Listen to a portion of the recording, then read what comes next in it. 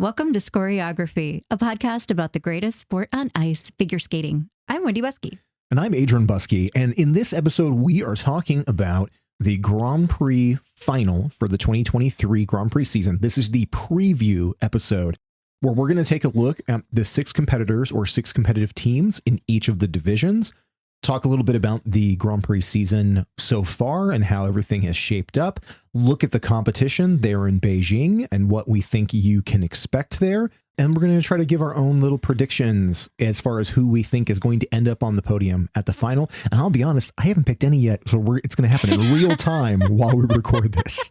I just can't believe we're already here. It's gone by very quickly. And admittedly, in the middle of it, by the time we got to like Espoo, I was sort of like, whoa, every weekend.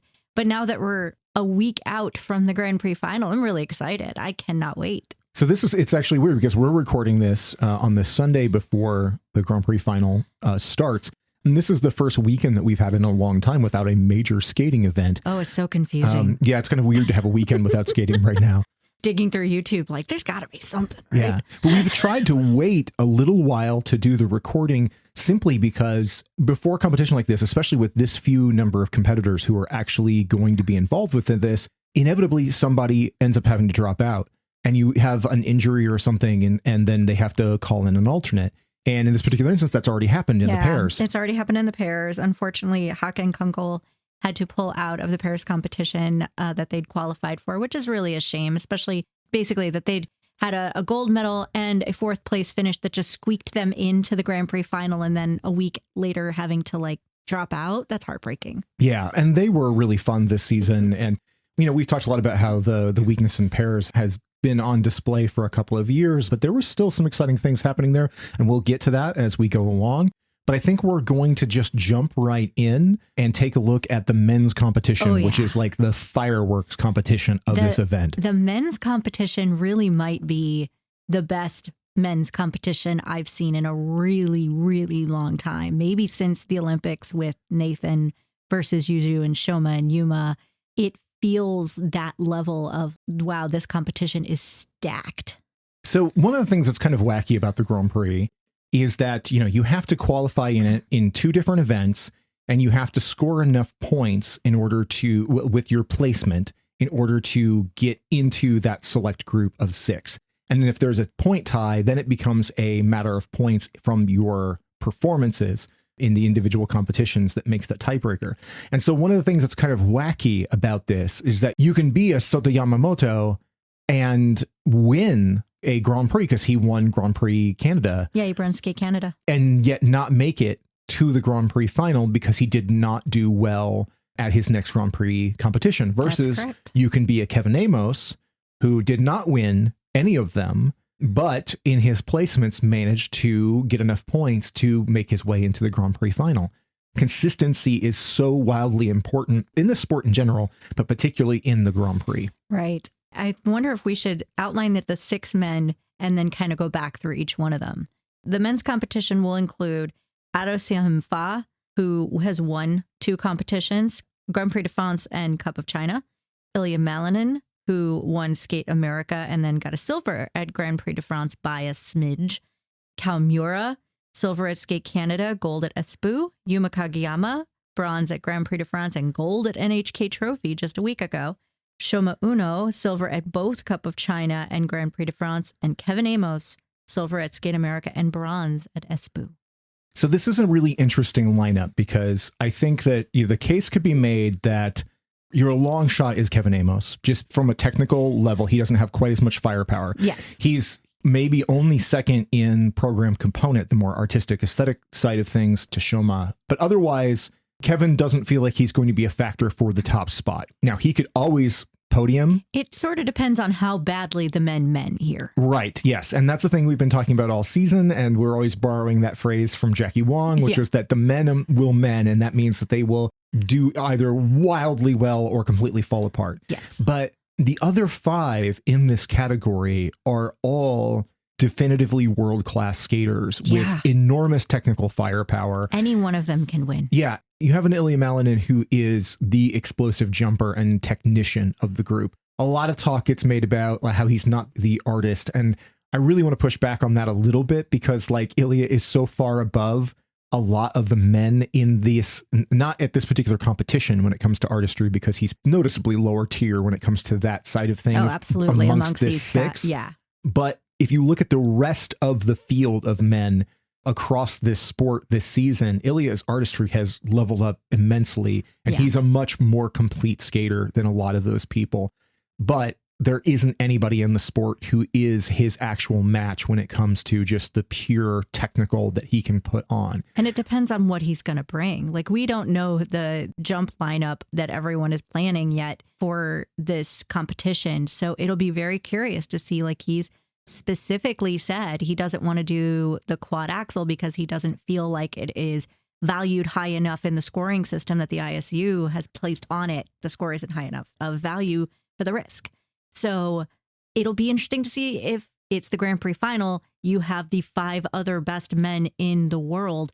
This is, in my opinion, the time you bring it out. Like, if you didn't want to bring it out in the lead up competitions, cool. If you're against Shoma, Yuma, Adam, Siao, Fa, and Kao, you drop that in because you can.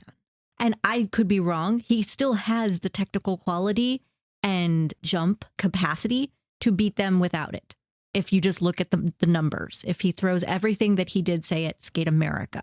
But that quad axle could really come in handy if Adam Siao Fa particularly throws everything he can do and has higher component scores. So if we look back at the earlier part of the Grand Prix series, at Skate America, Ilya definitively threw down the point gauntlet because his gold win there it was like a 310. Yeah, it's the highest score of the season so far for the men. Adam Schalenfeld has come close, but if we're talking just what everybody, if they were skating up to their highest potential right now, Ilya's score puts the benchmark. That's the number to beat if he can skate it clean. On the flip side of things, Adam Schalenfeld has shown by winning 2 of the Grand Prix finals, including one against Ilya, where he beat Ilya. But also being undefeated this season overall. The greatest amount of momentum going into this event is Adam Schalenfeld. He is so electric this season. If I was going just straight on momentum, he'd be the guy I would pick. Right. But then you have Kalmura, who has shown repeatedly that he is hungry and he has wild, explosive technical quality as well. Maybe, again, not the artistic quality that, say, a Yuma, a Shoma, or a Kevin Amos bring, but as a complete package, especially if others falter, he's right there on their heels. Kao is that guy who I feel is sort of the underdog. No one's really talking about him that much, and I'm sort of surprised because I really feel like Kao has been making a very serious play at the top. I think part of that challenge is that, as we've said over and over again this season, the Japanese field is so deep with the men, and because you have the reigning world champion here with Shoma Uno, who is like extraordinarily artistic in his skates. He's in a different class, frankly, than anybody. Shoma is the most complete skater amongst the men when it comes to his technical ability combined with his artistic ability. But what we have seen this season is that Shoma really isn't going for the gold in a way. If he lands there, cool, but that's not the goal. Right. It'll be really interesting to see what a mindset he applies to this, because he is the guy who has all the parts. And again, he is an Olympic bronze medalist. He has 2 world championships, and he has come into this season skating for himself rather than skating for the podium. He's still been hitting podiums, obviously, because here he is at Grand Prix Final. But whether or not his mindset is about winning and further Shoma domination, it doesn't really look like that. And I think that has a big impact on things. I do too. But I'm also extraordinarily curious to see what Yuma Kageyama brings here, because what we saw of him at NHK Trophy was extraordinary. And we're seeing that slow progression towards his full technical capabilities. Right now, he's just doing, and I say just, the quad sal and the quad toe. Can he bring something else in? I think if we start seeing him slowly start to level that technical quality and mix of jumps together, I will be very curious, because his overall level of skating is so much higher than most. Like, his footwork's amazing. His spins are fantastic. He has so much speed and glide across the ice. So if he were to say perfect and up his technical even a bit, he would be right there with Adam and Ilya. Yuma Kageyama is the reigning Olympic silver medalist. Mm-hmm. He was out for injury. It took him a long time to get back into competition, and that was a very deliberate choice from him and his coaches to say they wanted him to fully heal, to not throw him on the ice where he could re-damage himself. But he had to sort of relearn to skate in some ways to do that. And what we're seeing now is him come back to that level of artistry and the beautiful jumps. I mean, that quad sal that he had was extraordinary. I'm still dreaming about that quad sal. I don't know that I've seen a more perfect jump. The quad sal that he threw at NHK Trophy that got him like a 4.2 GOE was really thrilling, and it was amazing in a really, really wonderful long program. I have to insert the fact that on the rundown, the podcast that Adam Rippon and Ashley Wagner and Sarah Hughes do together, he made a very bold statement that anyone who did not give that a 5 out of 5 in terms of its score GOE should have been arrested immediately. It was absolutely spectacular. What I think we're going to see from Yuga Kageyama here, I expect to see one more quad from him. I don't think he's going to try to go for the full complement because this is still halfway through the season. So you're still eyeing Japanese nationals and worlds beyond it. So you don't want to take the chance of really messing yourself up or re-injuring or whatever. But I expect him to throw at least one more in there because he has obviously been very, very competitive this season. But when you look at those performances from him and Shoma Uno at NHK, which were both beautiful performances, their numbers would not have beat either Ilya or Adam earlier in the season. That's true. And to be honest, I don't know off the top of my head what other jumps. Is he going to throw 2 quad sals and 2 quad toes? That might happen. I could see that, but we'll see. It's very interesting to go into this competition and know that, like you said, those scores, if you just look at what they've done so far, we could see Adam and Ilya are in a different category right now. Looking at historically what Yuma and Shoma have been able to put on the board, they're right there. So it's going to be exciting. I really am very, very curious about this competition. And I also don't want to dismiss the chance that Kevin Amos has to get on this podium, because for all that we're talking about, the incredible technical ability of all of these skaters and what they can throw down, it's also all high risk. So Kevin also has risky moves in his programs, but he's so much more focused on the complete package of what he is producing as a program in each, the short and the free, that if anyone has a bad day, he's going to take advantage of it. I mean, and granted, he's not always the most consistent either, but if he has performances like he had at Skate America, he could definitely be in the conversation for that podium. The thing that we were kind of hinting at a little bit earlier there when we were talking about Kalmira, though, to circle back to him, is that because you have Shoma and Yuma in this conversation, I think that is where Cal can kind of get lost, because you have these 2 Olympians who are definitively some of the best men to come through this sport in a long time. And Cal is still this up and comer. He's in his first full senior season. And so I think it's easy to look at just experience in an instance like this, where you could say, okay, you know, he's still one of the younger competitors. He's still like getting his consistency together and whatever. But Cal is this powerful force of nature skater who has a definitive visual identity and artistic identity on the ice, which is really something for a guy at his age. And so I think what's going to be really crazy about this event is that when you look at a lot of the other ones, there's a little bit of breathing room in some of them to get on the podium, even if you don't give a complete technical performance. You could maybe do a triple instead of a quad triple, or you could throw away a combination or something like that and still be in pretty good shape to land where you needed to be to qualify for this. But here in this final with these 6 guys, there is just very little room for error. Mm-hmm. If a couple of them fall apart, and that can always happen. I mean, we've seen in the past, like Adam Shaoenfa in previous seasons has not been nearly this consistent, but this season, he just has it all together. Ilya has the technical ability and the firepower to drop a few things and still land on the podium because he puts such difficult things in there. But like we saw when he lost to Adam, He just had a couple of minor mistakes, but those minor mistakes cost him the gold in France. And those were very obviously like mental lapses. Like you could just sort of see like he got too into a moment or just sort of lost where he was a little bit. That is in a competition that is not as high stakes as the Grand Prix Final. So I think it's worth noting that this is going to be a very heady type of competition where whoever has not only is the most prepared physically, but mentally, like we've been saying, the 6 top men in the world are here right now and they are ready to go and any one of them can take this. So it's going to be high pressure. I think that what you were saying earlier about Ilya having to keep that quad axle in his back pocket, what we have seen from Ilya is that he is one of those competitors who knows how to crunch the numbers, who knows how to look and say, okay, if I end up in this certain order and I'm after somebody and I know that I'm not going to be able to beat them unless I go for those bigger things, Ilya will go for it.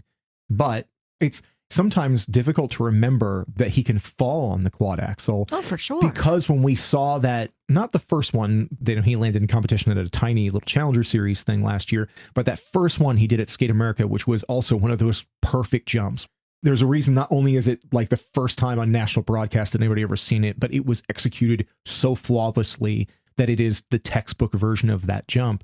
It's sometimes easy to forget that he does not always land it. He can stumble on it. He does 2 foot. Sometimes he's fallen on it. So it is a risk for him to throw that out there. He's just going to have to look at it and go, okay, do I need these just couple more points to get me over Adam or to get me over Shoma or Yuma? And so I think that's what we're going to be seeing is the real numbers game at play, along with just trying to make sure that they all skate clean. It's going to be very exciting. But let's actually do our picks. Who are your podium? My podium, my prediction is gold, Adam Shaohun-Fa, silver, Shoma Uno, and bronze, Ilya Malinin.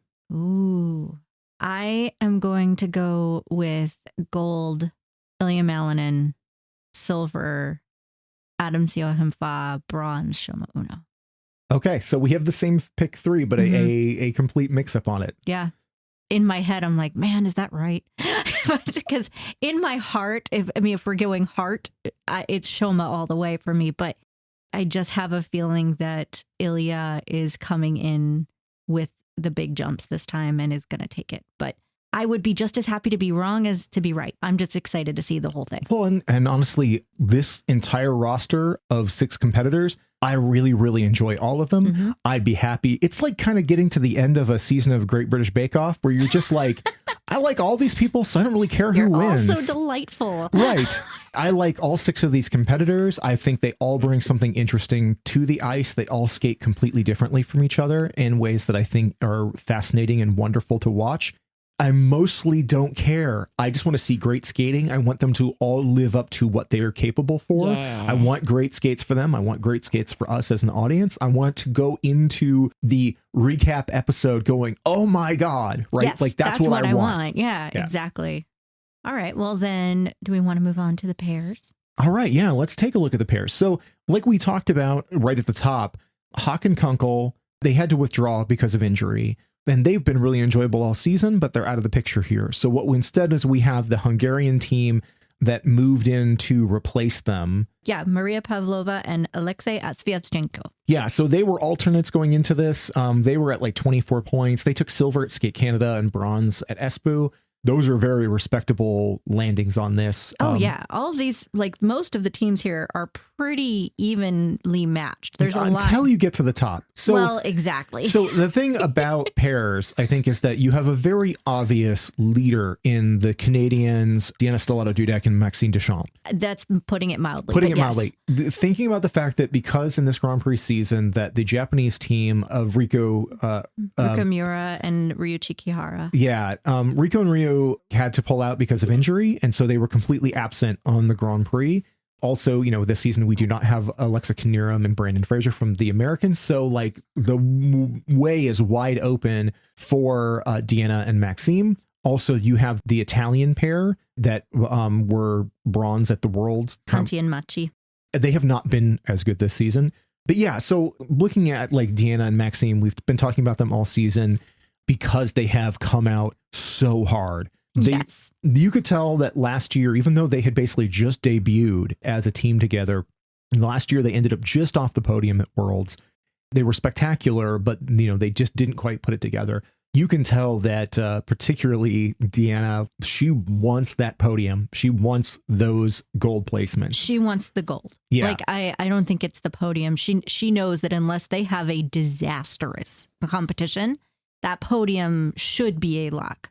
But if they have a disastrous competition, who knows? Yeah. But the gold is what I think they are both deeply, deeply hungry for, not only for the sake of giving them that momentum going into the second half of the season, which is wonderful, but also as a bit of validation. I know we've talked about it a lot and everybody mentions it, but it's the fact that Deanna is a 40-year-old woman who is going for the Grand Prix Final title is very much worth noting in the sport of figure skating.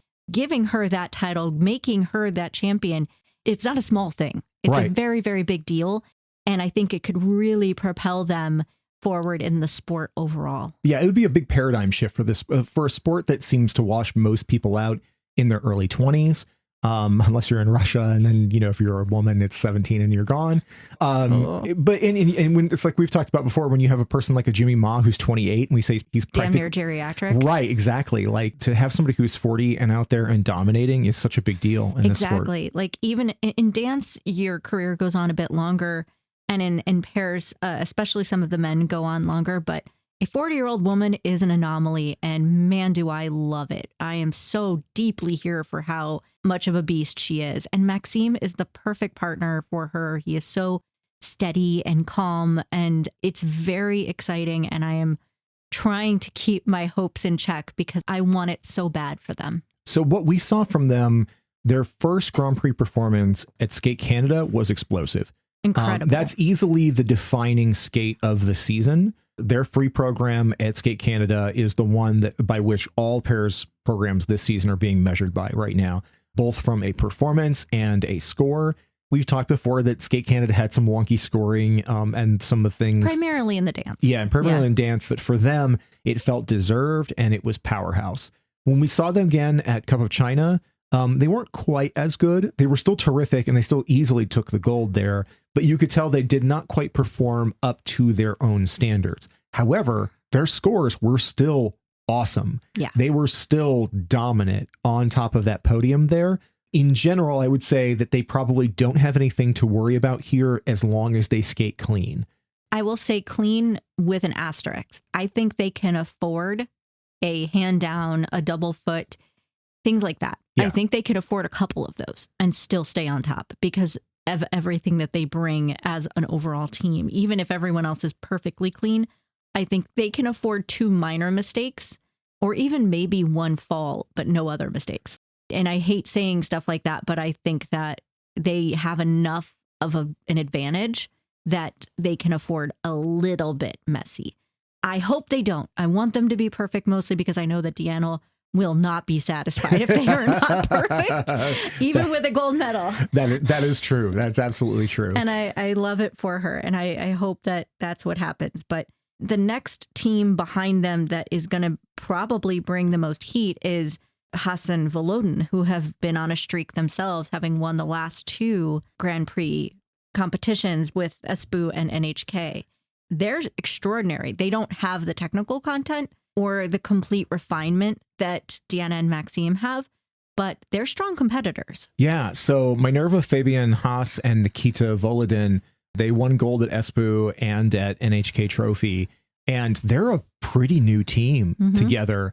Maybe even just this season, like it's like some of their first competitions, and they've already won 2 Grand Prix events. That's a big deal, and they're very exciting. Particularly Minerva is, I don't know, she glows. There is a real presence from her, a real warmth from her that I like both on the ice and like in the kiss and cry and on the podiums and stuff. I like her vibe, and I like Nikita's skating a lot. I was really kind of taken by surprise with this team because I didn't really have any expectations for them going into when we saw them at Espoo. And now I kind of count myself a fan of them because I'm really enjoying them. Yeah, I think they have a ton of potential to grow into a team that is amongst the top consistently. It's very nice to have that again, to have a nice mix of teams, not just here as 1 or 2 and then everybody else is sort of meh. I always feel so casually dismissive. I'm like, no, they're all really, really good. It's just there are levels and you can see them pretty distinctly in the Paris discipline, especially right now. So having Hassan Volodin kind of take that step forward into that mix is really wonderful. But another team that has done that same thing this season is Leah Pereira and Trent Mashaw. Yeah, when we saw them early in the season, because we saw them at Skate America and then Grand Prix de France, so it's been a little while since we've seen them. They've had a long break. I never know quite what to think of the team's chances whenever they go from like having a couple of wins really early in the Grand Prix and then have like a month to wait around before the final. Yeah, is that good or is like takes the momentum away? I don't know. Yeah, I hear arguments in various different directions. I think it's always going to depend on every individual team and their own training style and how far they have to travel to do things. There's a lot of factors, right? There's a lot of context involved in that. To me, I think that's a real easy way to lose all that momentum that you've gotten. And it's a really easy way to sort of get forgotten by the judges to a certain degree when you don't get seen for a while. But yeah, I mean, like Trent and Leah were really, really good right there at the start of the Grand Prix. They were very enjoyable. I think when we watched like Skate America, there was a little bit of a sense of, I don't want to call it like the AAA versus, the big leagues, but there was a sense of like Skate America's pairs competition didn't have the big guns at it, right? So you had a lot of up and coming teams kind of competing for those spots. And then what we got was actually a really nice competition with a lot of good stuff. But then you saw the next week at Skate Canada, Deanna and Maxime blow the roof off the place. It was a very different level. Right. But then you had Leah and Trent at Grand Prix de France. And I really thought that they had already shown great development just in that 2-week difference. The programs had already kind of started coming together because like their long program is to Gladiator, and there's particularly like the last move that Trent has to do with Leah at Skate America. It looked rough. Yeah, it was a bit floppy. Yeah, at Grand Prix de France, I was like, we're getting close. This is much better, and they just overall look more cohesive as a team every time I see them together. So I'm excited to see two really strong Canadian teams here. I think one of the defining things about success on the Grand Prix is that continued improvement. We've talked a lot in the past about this is one of those sports where you don't want to peak too early because sometimes you have people who come out the gate really, really strong and then fizzle out. You want to continue to grow and get better and get better and get better. And so when we see those teams doing that consistent growth, it's really impressive and it really raises the odds for them. I think that that's actually a really good segue into the two Italian teams because I think you're seeing the contrast. Yes. Because you've got Conti and Macchi, who last season had this really wonderful, like storybook kind of incremental growth over the course of the season that led them to a bronze medal at the World Championships. That was beautiful. And they're a gorgeous team to watch. But this season, you've just felt that lack of that special something that just, whether it's, the lack of consistency, but also just their overall performances just haven't been as exciting. So as beautiful of skaters as they are, I know we've harped on it so much, but like keeping that same long program from last season, I think was a mistake. They have themselves talked about having some struggles with going into competitions as the favorite as opposed to the underdog, which understandably can be kind of mind-bendy. They have talked about working on it, but they're not feeling like they've grown this season. They feel like they're just kind of keeping their heads above water, which is still better than a lot of the other teams in the circuit right now because of their quality level, but it's not there. Whereas I feel like you're starting to see the other Italian team that's here, Gallardi and Ambrosini, just start to incrementally get better throughout this season. I feel like their programs are working for them. I mean, they're not newbies by any stretch. They've been around a long time, but I don't know. I feel like their momentum is actually getting better, whereas Conti and Macchi is not. So I'm really curious to see how those two teams kind of stack up against each other. I know we've talked tons about the competitions within competitions, but you have the two of the top 3 Italian teams here and leading towards the Olympics, which I'm sure they're all thinking about already, that it's because it's in Italy. It's going to be very dicey. You want to be the top Italian team in your country going into your home Olympics. So to me, that's really fascinating. I think Conti and Macchi have lacked urgency in this season. That's I think a good way to put it. When we watch their performances, there is not that energy boost that seems to take you over the top and makes a program sing. everything feels a little lethargic. It feels a little tentative. Even when they're doing beautiful lifts and there's a ton of quality to their skating and you feel the doubt. Yeah, you feel the doubt. That's a good way of putting it. Even though their short program has a lot of beautiful sentimentality to it because of its relationship to his, I think his father, his grandfather. There's a family story there for him. It still just feels a little lackluster. And so I don't have a lot of confidence in them as a team here versus the other Italian team came on really strong at the end of the qualifiers. And I've really started to come around on really liking them as a team. I think they were pretty impressive, particularly at NHK. I do think they're a team to watch here. Yeah. And the last team that is here replacing Hakan Kunkel is Pavlova and Svievchenko. And throughout the season, I thought that they were steady. They're very technically sound. Yeah. I think that they have been a slow improver as well. I don't know that I have been legitimately wowed by them, but at the same time, I feel like they are absolutely that team that is there with the steady programs that could take advantage of a lot of messy programs ahead of them. The thing I've struggled with the Hungarian team is that I don't find them super memorable. So I often have to be kind of reminded of their skates. They just don't stick with me for some reason. And I don't know why that is. Maybe it's because there's just been a few other teams in the season that didn't make it all the way to this point that I maybe liked a little bit better. But I think that they do fit into this mix pretty well. I don't have a lot of confidence in them as podium threats, but I think that them just getting to this point is kind of a big deal. So let's do our favorites for the podium, and I'll go first this time. Sure, yeah. So I'm going Deanna and Max on the top, Hassan Volodin second, Per and Mashad third. I am going to go with Deanna and Max in first. I am going to put the Italian team of Giardi and Ambrosini in silver, and then Hassan Volodin in bronze. Fascinating. I like this. Mixing it up. All right. We're going to have to hold ourselves to accountability after this and be like, what were you thinking? Oh my God. Yeah. We're not doing any actual polls or anything. No. And honestly, I mean, Hassan Volodin could flip-flop into that silver position. There's just, I don't know. No, now it's canon. Yeah. I'm just saying it was a tough call for me there, but yeah, that's where I'm going to be contrarian. I'm going to go with the Italians in silver. All right, let's move on to the women. And I think that this one's going to be, I don't want to say automatically that I'm going in expecting messy, but I kind of am. I hope I'm wrong. I want to be wrong. We talked about the menning, but the women's season in the Grand Prix, the women have menned a lot. It's been wild. We've seen things that we expect. Kaori Sakamoto is our 2-time reigning world champion and Olympic bronze medalist. Our queen. She's Queen Kaori. She won gold at Skate Canada and at Espoo. As we would have expected, she has been consistent. She's been dynamic. She wasn't as good at Espoo as what we'd like to see from her, and she said that herself. But the scores didn't necessarily reflect the fact that she wasn't, quite as strong. She seemed pretty shocked herself, actually. Yeah, she was like, I don't know why they're not calling me on those things. Like, that's how baller Kaori is, that she goes out there and she's like, the judges aren't scoring me on the things I screwed up. We know that unfortunately the sport sometimes has that winner factor where, like, when you're carrying the title, you get called on things a little bit less. Although sometimes you're a Shoma Uno and you get called on under rotations that don't exist. 4 quarter turns, and I'm like, maybe 2 of those are right, but yeah, that NHK, that was kind of weird on that. But anyway, Kaori, other than being a little soft at Espoo, has otherwise been extremely consistent this season.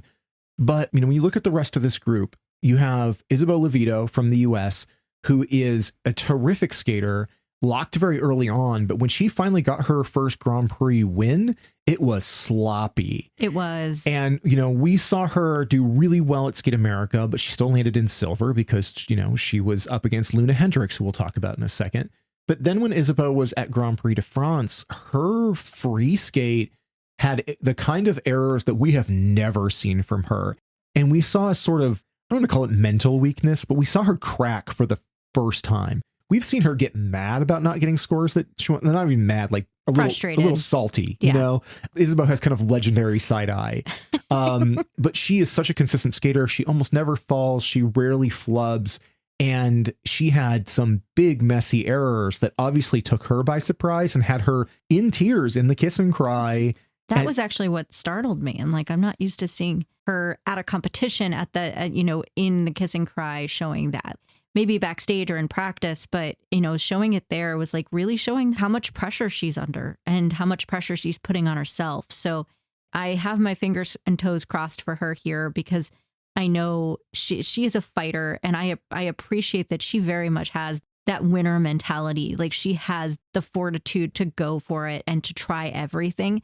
But I'm hoping that was just exhaustion at Grand Prix de France, and that when she's here, she's prepared and mentally ready. Because we've talked about it a lot. The U.S. has turned her into all things land on your shoulders, which hopefully won't be that much longer since we're seeing the rise of other U.S. women. But right now, all the pressure is on her. Yeah, it's a very interesting thing to look at here where, we talked about earlier that you can win gold at one of these events and still not make it to the final. We have some examples of it, like, last week we saw Ava Marie Ziegler win at NHK at her only placement. And I'll throw out there that we had somebody who commented on the YouTube post for that episode. Which, thank you for that. Yeah, to give us some clarification on how the placements work in the Grand Prix, because we were thinking of them in the way that the federations will pick the skaters they want to send places. And apparently with the Grand Prix, it's not like that. You sort of have to earn your way into international competition through your previous year's performances.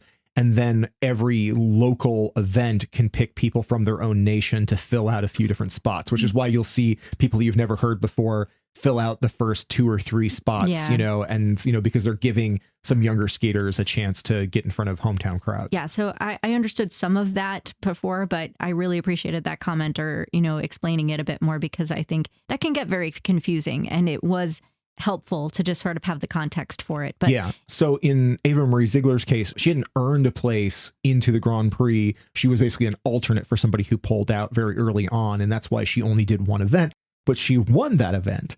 And of course, isn't in the Grand Prix final because she could only do one. But again, that kind of swings around to what we're talking about with Isabeau, where like she has had the weight of the American program on her for quite a while, and that there were no other American women.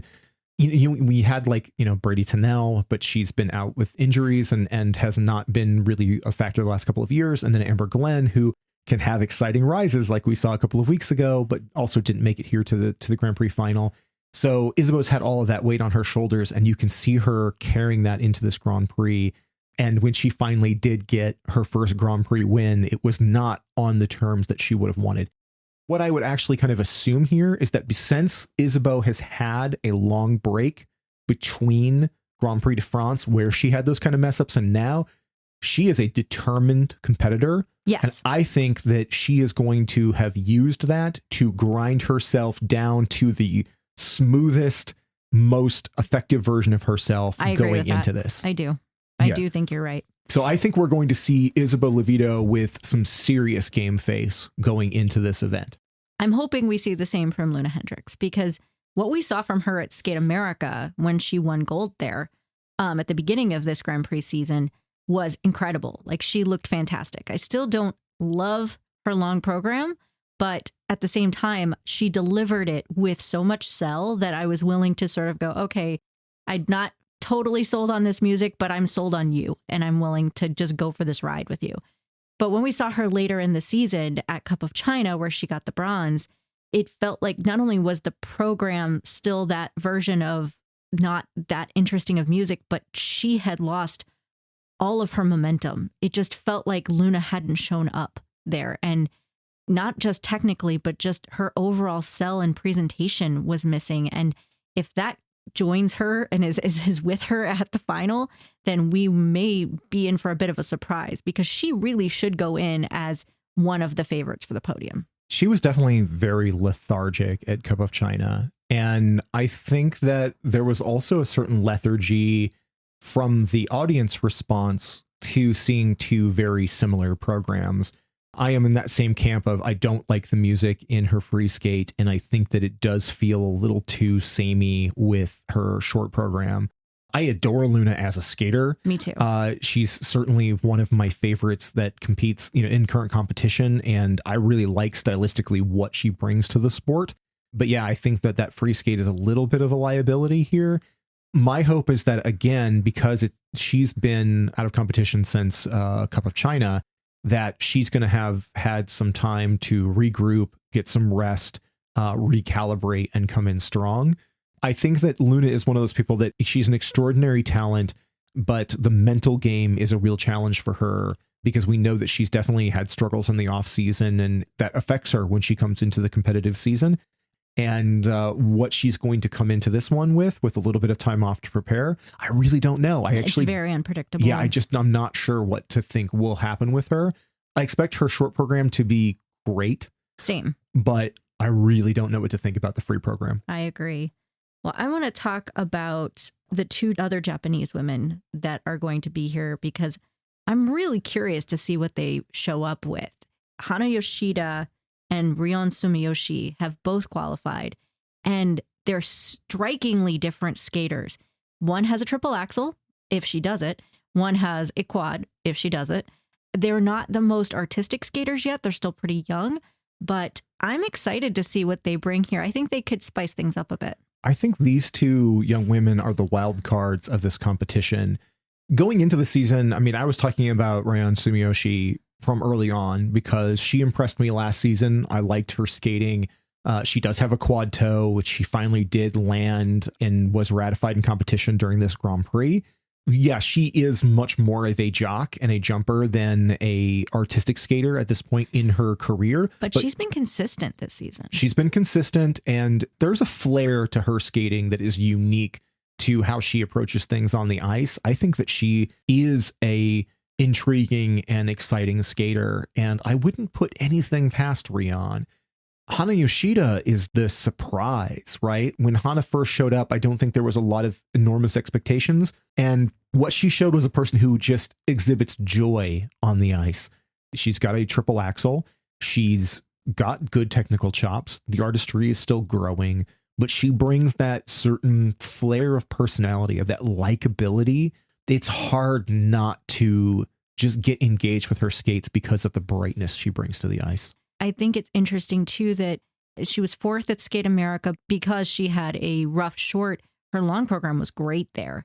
And then winning Cup of China, I would assume that her overall confidence had to be pretty much injected with a big shot of, hey, I can do this. I'm excited to see what she brings here. I don't know that I would put her as a favorite, but I definitely am just intrigued. And I think it's great for the sport going forward to just kind of have these two as these young competitors coming in and showing up that they can be at the top. The other competitor in this that I think you cannot count out is the other Belgian skater. And this is crazy that there's two Belgian skaters in this Grand Prix final. I don't think anybody saw that coming. But Nina Pizzaroni came on really strong in this Grand Prix season.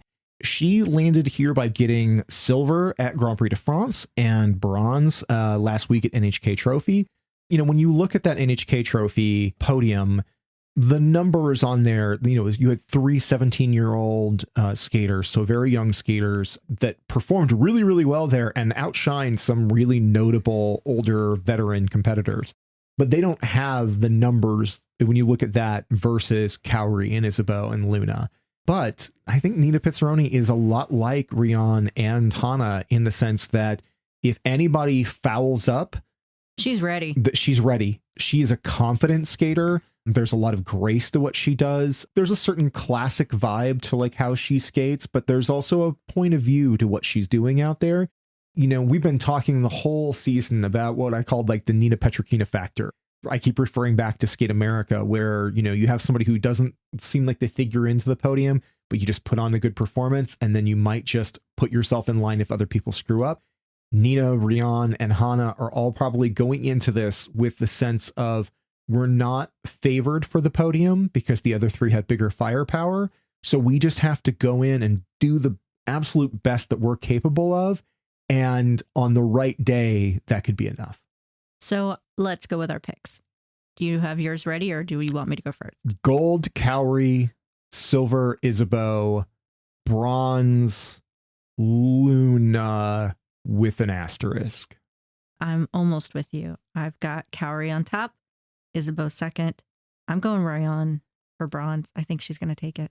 And that's why I asterisk Luna. I would be really, really happy with Luna anywhere on that podium. I agree. But my vibe right now, and after not having seen her for a couple of weeks, is that I think she is the most vulnerable to any of those other skaters taking it. And I do agree that Ryan, I think, is the most dangerous of those other three.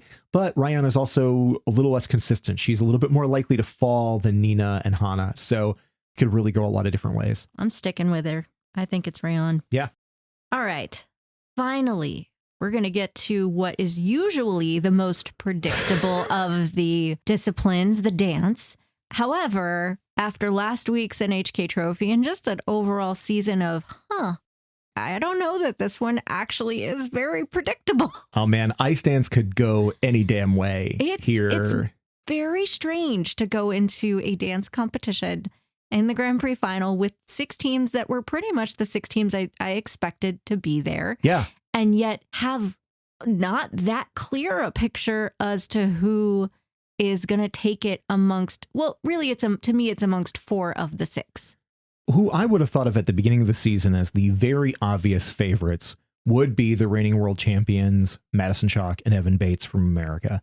We are fans of them. We have talked about that plenty. I think their 2 programs this season are incredible. I think they artistically just shine. They show best what Chalk and Bates do so well, which is constantly innovate, constantly bring something new to the ice, constantly push themselves to do ever more challenging programs, and that they leave no empty space on the ice. They are always, always, always doing something that is technical while being beautiful, and then delivering lifts and interesting elements that are so signature, and they gif really well, right? Because like you can break little pieces out and they're just so outstanding. And I would think that in any normal just world, that in any just world, they would be the obvious front runners, but they aren't because of the Canadians, Piper Gillis and Paul Poiriers. I want to be specific. We adore Piper and Paul, just not really in love with their programs this season. Yeah, we saw on a random post on a forum where somebody called out the fact that we have this inexplicable and I loved dislike. That comment. I it's really hilarious, did. But an inexplicable dislike of their programs this season. It's inexplicable to us too. I don't understand it either. I wish I did because I do adore them. I just struggling. I'm on the struggle bus to get on board for their programs this season. I like the long more than the short. I will say that. Yeah, and I like the short more. I like the rhythm more than the long. That's interesting. But I still don't really connect with either of those programs in a significant way. And what we saw, and we've been talking about it all season, what we saw was that at Skate Canada, they got astronomical scores, like completely out of pocket, unjustifiably high scores at that event. And to be fair to them, even with me not loving the programs, I would have their scores neck and neck with Maddie and Evan. Sure. They should be pretty much in a dead heat in my brain. Score-wise, I could see that. I mean, from just a pure taste matter, I mean, I just think Madison and Evans is way more my speed, but they always are. Like, there's a reason why they're my favorite ice dance team. Yes. Right. They just work for me. And Piper and Paul work for other people. And again, nothing against them as a team because I really enjoy them as people. And I look forward to seeing what they throw down there. The big crazy thing here is that normally the next in line here, the obvious choice would be the Italians. Yeah, Charlene Guinard and Marco Fabri. Right. They have been so good the last few seasons. They have been. They are innovative. Only getting better. Yeah, they're incredible with their technical capabilities. Some people don't appreciate their aesthetics, and whether that's because of just the fact that, you know, he's a little shorter than her and that weirds some people out, or because that they don't bring necessarily smolder to the ice in the way that other teams do or whatever. And I will say, I really still can't stand their musical choices for the rhythm dance. I'm not bothered by it anymore, but I can see that, you know, it's the Phil Collins song that ruins it for you. Yeah. And I do understand that. In general, though, over the last couple of seasons, they have just made such a defining move forward in the sport. And because ice dance does feel so kind of, I don't call it meritocracy, because, you know, score should be the way you earn your way up. It's kind of the opposite. It's more of this reputational, kind of thing to move your way up. But they have been doing that. But then an NHK trophy, you throw everything to the wind when the Disco Brits of Lila Fear and Lewis Gibson come in with an explosive score. And huge score that I don't even know what to say about it. It's one of those, like, it was an incredible performance. It's maybe it just that it's very divisive. How about that? I'll say that. That was the podium placement that shook the ice dance fandom. A little bit, just a little bit. Because even in other commentaries, you just have people going, well, I mean, it was a really good skate from Fear and Gibson at NHK Trophy. Wait, they got how much? Oh, no. It's a weird thing to look at and go, yes, I mean, Fear and Gibson were phenomenal. Their Rocky skate is not for everybody, but you can't deny the fact that they absolutely won the crowd in Japan. And massively. And if you were just going on the vibe, yeah, they absolutely won. And just the entertainment value. Yeah. Like, we talked about it last week that they're the superhero movie, you know, the blockbuster. They have the crowd appeal and they're using every advantage they can. And there's something to be said for that. And yes, it doesn't mean that they have the same technical levels or the overall quality that some of the other teams have, but it's hard not to wonder as we go into this Grand Prix final if we're seeing a change of tides, because it shakes things up. Are we going to, see what we could predict? Because if I was just predicting based on what's happened, the three we had mentioned before of Chalk and Bates, Gillis and Poirier, and Guinard and Fabry would obviously be the three on the podium because that's how ice dance works. But right now, it feels like a crapshoot. Like, I don't know. The order and placement feels like completely up in the air. And then when you round out with the other two teams, Canada's Laurence Fournier-Boudre and Nicolas Sorensen, otherwise the known Smolder team. Lolo, or the hot people. Yeah, Lolo and Nick are going to bring the biggest amount of smolder out there for sure. They are aesthetically very, very appealing as a team. What we saw from them so far this season, they got silver at both Grand Prix de France and at Espoo. So they've been like the bridesmaid, but not the bride so far this season. Their story. Kind of. of. Always feels like a bummer to say out loud, but it always feels a bit true. Yeah. Lolo and Nick, I don't see them as a factor for the podium. Not this season. Not this season. They're still, even as wonderful as they are, they are. When you put them into the competition here, I think those four other teams that we've talked about already that are just too strong for them to overcome. You'd have to see somebody really screw up. Yeah. And multiple somebodies. Yeah. In order for them to find their way to the podium. And I don't know that that's necessarily just, again, in a just world. I just don't see it happening, but they are lovely skaters. They're they beautiful. Do have really cool programs. They're really, really enjoyable. They just don't generally quite rise above. And it always seems like the judges aren't ready to kind of push them into that position either. But that's where we get to the other Canadian team here, because there are three. Yeah. And it's the sixth place team coming in as Lajoie and Legat, and they are up and coming Canadian icons. And up and coming icons? To me, I think they are. Uh-huh. I'm going straight at it because watching them, particularly at Espoo, where they were just magnificent. They landed ahead of Piper and Paul in the rhythm dance, lost it in the free, but both of their programs are extremely strong this season. The judges are really starting to show them some big love.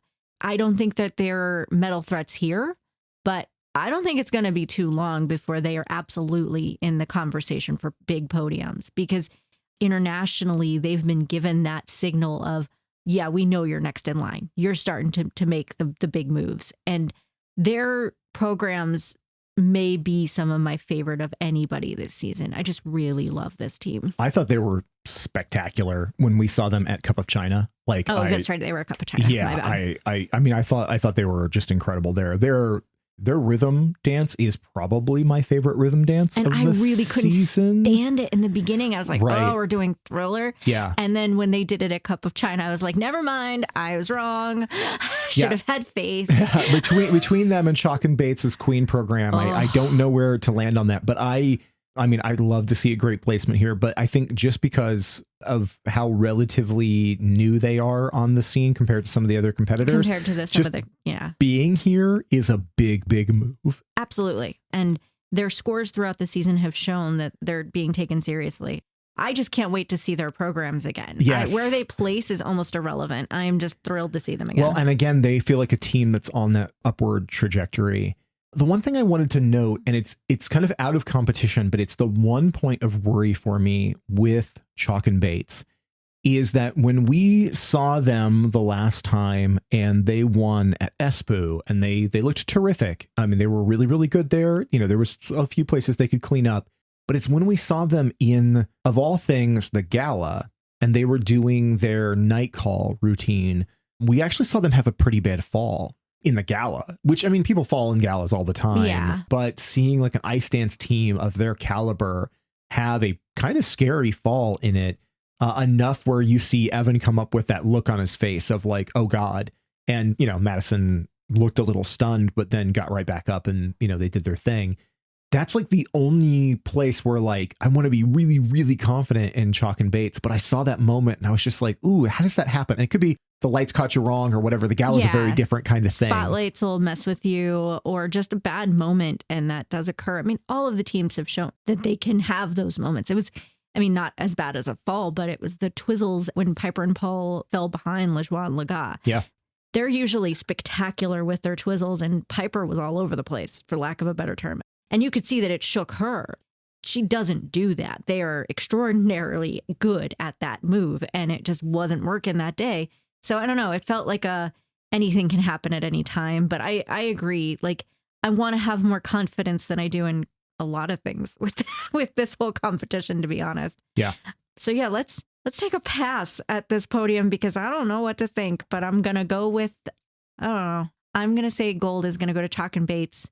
Silver is Piper and Paul, and bronze is Charlene and Marco. I'm just going to stick with what I would have said at the beginning of this season. I am going to say Chalk and Bates in gold, Fear and Gibson in silver, Guinard Fabry in bronze, and Piper and Paul in fourth.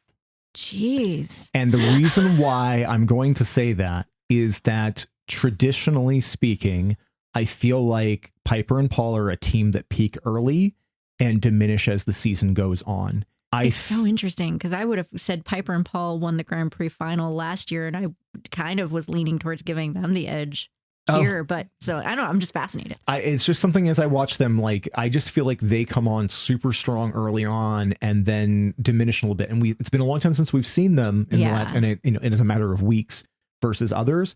And I even say them, Chalk and Bates is who I would think is the obvious choice as the reigning world champions, but what the judges favor in a given season is different. You know, these are just our conjectures and we'll see how crazy everything shakes out. But that's just where my gut feeling says. All right. I like this. Well, one last thing that we had talked about trying to do was the segment that we're going to now call Gold in Our Hearts, which is the cheesiest name, but I love it. So, and what we're referring to is, okay, who didn't make the final in this particular case? Yeah. Who didn't make the final, but is gold in our hearts, and we wish we could see them here. So since this was your idea, I'm throwing it at you. Who's gold in your heart? Gold in my heart. Or in this case, a finalist in our heart or whatever. Yeah. Oh my gosh. The first name that pops to mind is Nina Petrokina. I really, really enjoyed her early in the season. She was a surprise podium placement at Skate America. She was an alternate for the Grand Prix final, but she's somebody whose skating I really like. And I like the energy that she brings. I like the vibe that she has on the ice. And there's a dozen other skaters I could have easily highlighted here, like people who didn't get to compete more. Because I mean, I would have loved to have seen Lindsay Thorngren here. I would have loved to have seen at least one more competition out of Mai Mihara because I adore her and we only got to see her at one event because of injury. But yeah, when I just think of somebody who I would have loved to have seen here, that's the one that comes to mind. So mine are going to be, I have two. One is Yuna Aoki, who we saw an NHK trophy last week, who I just thought was divine. You were talking earlier on this episode about the joy that someone, like Hana Yoshida brings to the ice, but that is what I felt like watching her at NHK. There was something so beautiful, and I mean, for the only word I can think of is pure. Like, it just was a wonderful thing to see. But the other person who gave me that same feeling was Rino Matsuki at Skate Canada. Oh gosh, Reno was so good. Yeah, she was. And I feel like they're both skaters from Japan that are a little under the radar. And again, we keep talking about Japan having these, massively deep fields of wonderful talents. But both of those women I wasn't familiar with before this season. And both of them came out and just showed up so well with, they were given one stage at this series and they did it with such grace and steadiness. And they really I fell in love with both of them. So I would say they are both gold in my heart, as is one more, Amber Glenn, because man, I am also a Glenn head and I really, really want to see her come through at US Nationals. So I'm going to give myself okay, it's good that she's not here because then she can prepare for that competition and take some time in December to chill, hopefully. But I wish she was here. If you're going to give yourself multiples, I'm going to give myself one more. You've already given yourself a whole bunch. I'm just kidding. Keep going. Well, I said Nina Petrokina, and then I had some also rans. But yeah, I'm going to put one into ice dance, and that is the Lithuanian team. Oh, okay. I have a horrible time pronouncing his last name because there's a lot of syllables in it, and I can't think of what they are off the top of my head. I didn't make a note about this. But, we just saw them in a couple of competitions. I really enjoy their skates. They skate to Guns N' Roses and the rhythm dance, which is awesome. And I think the storytelling that they do in their free skate is really, really fascinating. And actually has something to say and illustrates it well. Yeah, I think they're in the alternates. It's always entirely possible it could happen that they'd show up at it. But I liked them a lot, and they were kind of a surprise for me this season. I know they're veterans, but they really captured my attention this season. So, that'd been it. I'm with you. I like that one. I like that you had a yes and. Yeah. So I guess with that, we've been going on for a long time with this, considering the smaller number of competitors, but a lot more to talk about with each one. We'll see how it shakes out. If you are watching this episode like on YouTube, let us know in the comments. Who are your predictions? Who do you think are going to show up on the podium? Please. Who's gold in your heart? Let us know in the comments. If you've gotten to this point, let us know what you think about it. Otherwise, we're going to be watching this with interest to see what all shakes out. Yeah, it's going to be crazy. To keep up with Scoreography, if you're new to us, our website is scoreography.show, which is where you can find links to subscribe to us on the various podcasting platforms and on YouTube. If you are watching us on a place where you can like, subscribe, comment, please engage. Let us know what you think about the show, what you think about our predictions. Tell us if we messed something up. Give us your idea. We want to know what's going on. We want to share in the dialogue here. We want to learn. Yeah, absolutely. And we really appreciate when we get those fact checks or a little bit of more context that we might have missed along the way. So that's great. You can follow us on social media. We're on Instagram and Threads and Twitter as @Scoreography. We're on Blue Sky as @Scoreography.show. But we're going to be watching this with bated breath, just like the rest of you. And then we'll be back with you after the Grand Prix 2023 final. So with all that in mind, my name's Adrian Buskey. And I'm Wendy Buskey. And we'll talk to you next time. Bye.